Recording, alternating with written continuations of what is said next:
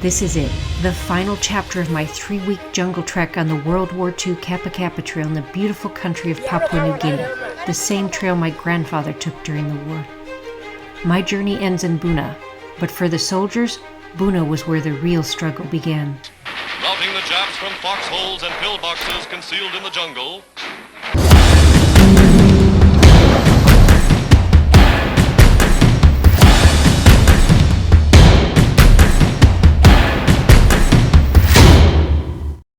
It was 3 weeks of walking through the dense jungles and steep mountains of Papua New Guinea, following in the footsteps of my grandfather and the other ghost mountain boys of the 32nd Red Arrow Division in World War II. We were headed for Buna, just like the soldiers were. The Kapa Kapa Trail is little changed since the time my grandfather and the other soldiers came through here in 1942. Lieutenant William Wills of Company G described the jungle in a newspaper article, saying, "Enormous tree trunks loomed like the sides of a house, and from the canopy of leaves far overhead, thorny vines and creepers descended. At one point he slipped off the trail 3 times on one mountain, one slide being about 75 yards. The World War II soldiers also had the help of the people of Papua New Guinea, much like our group did.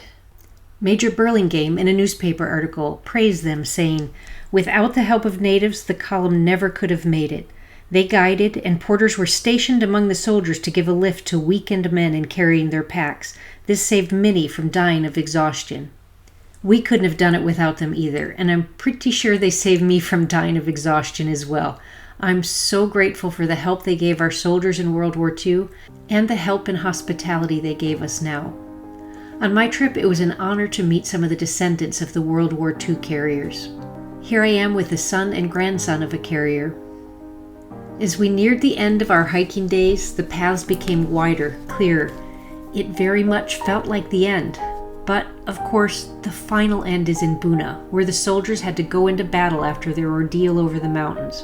I was still hurting. My knee had never recovered from Ghost Mountain. I was very slow, limping. I was alternating 2 kinds of pain medicine.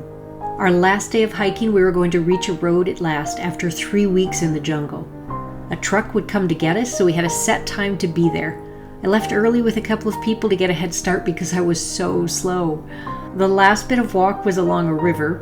I tripped on a vine and had one last fall. I fell so many times on this trip. And then we reached the road, and a truck came to get us. And the look on my face is pure joy. I made it. I had doubted myself so many times, but I had really done it. We went first to the town of Papandetta, where I had some fried chicken I was really excited about, and then we went to Buna. For the soldiers, this would be their first battle. For us, it was a time to relax and reflect. We had a warm welcome in Buna, and flying alongside the national flag of Papua New Guinea were the American and Australian flags. I had tears in my eyes. There was a recreation of the war cemetery that was once here. There's a small museum in Buna with artifacts from the battle and the soldiers who were here. And there are plaques to remember the soldiers who fought and died here. When the soldiers arrived at Buna, they found the Japanese in fortified bunkers. The Americans had been short on food for much of their trek over the mountains, and now they couldn't have hot meals because it made it easy for snipers to get them. And they were all so sick with malaria, dysentery, and more. But they fought, and it was brutal.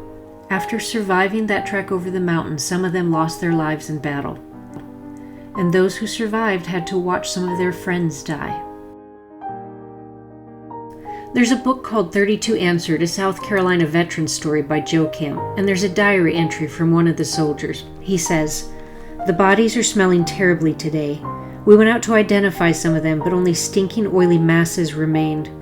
While we held our noses with one hand, we turned the dog tags with a stick to find names of our once jolly officers and friends. It's so hard to imagine what they went through. I now have a much better understanding of how hard that trek over the mountains was, but to have to fight that awful, brutal battle at the end, I simply can't imagine." But they kept going.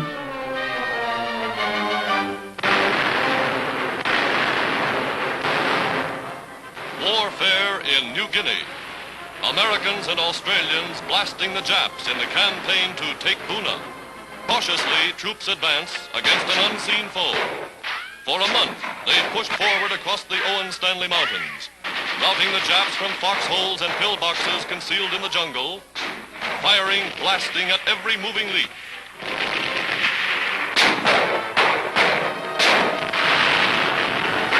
The objective at last. Buna mission is won. Southeastern New Guinea was an important Jap stronghold in the South Pacific. From here, they planned the invasion of Australia. Now, their equipment, their bases, are in Allied hands. Buna is a small place today. The beach is tranquil, quiet. During the war, they called it Maggot Beach, a byproduct of the number of bodies there. General Eichelberger, in his book Our Jungle Road to Tokyo, wrote, "I saw American troops with their bellies out of the mud and their eyes in the sun. It was one of the grandest sights I have ever seen. I think I can honestly say that the real reason for my joy was found in the fact that brave men who had fought one of the weariest campaigns in history, albeit an important and decisive campaign, could see the sea again.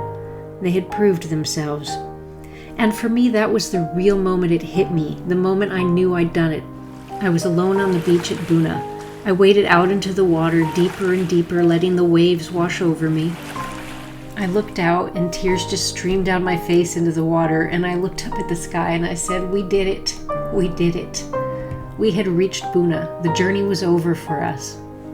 We took a commercial plane back to Port Moresby. There was a party at the U.S. ambassador's residence with amazing food.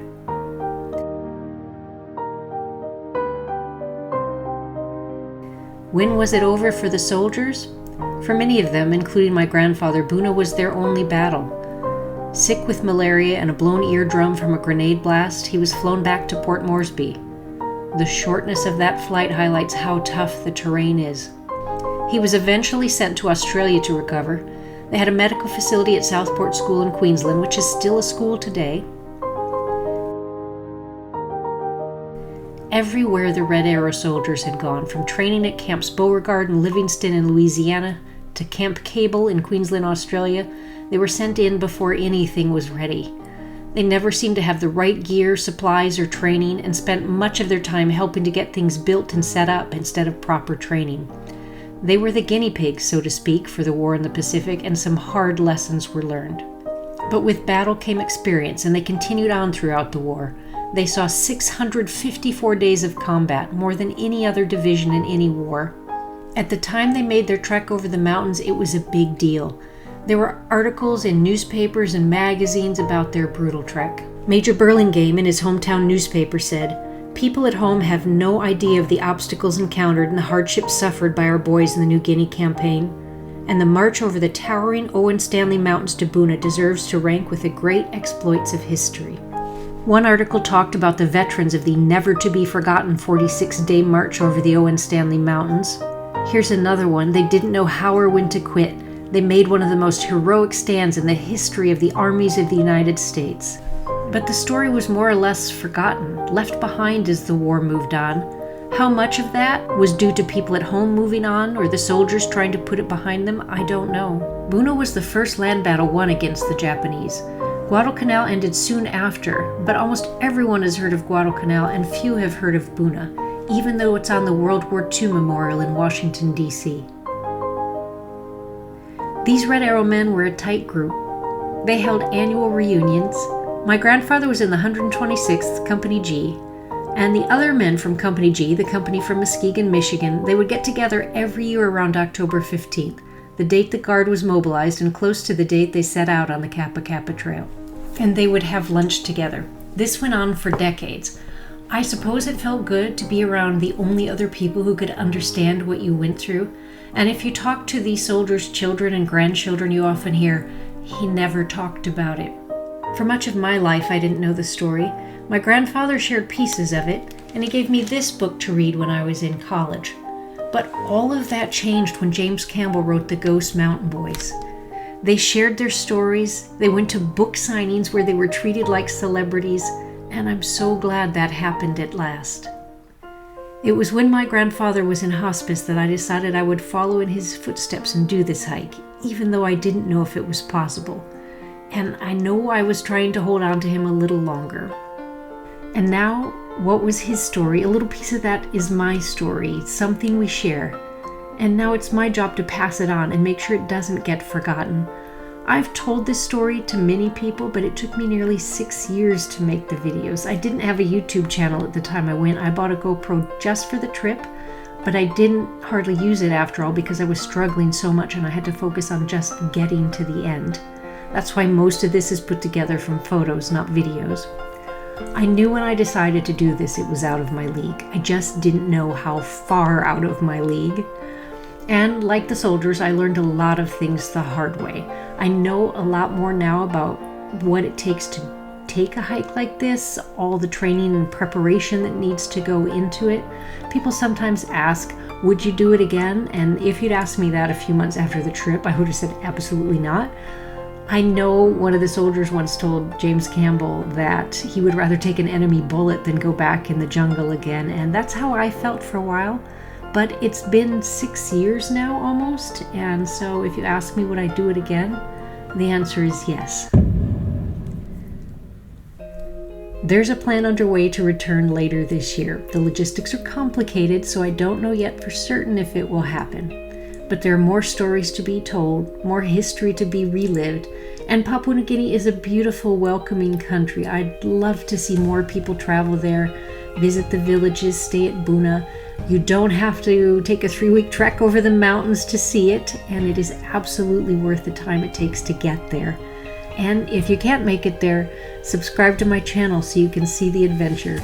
Thanks for watching.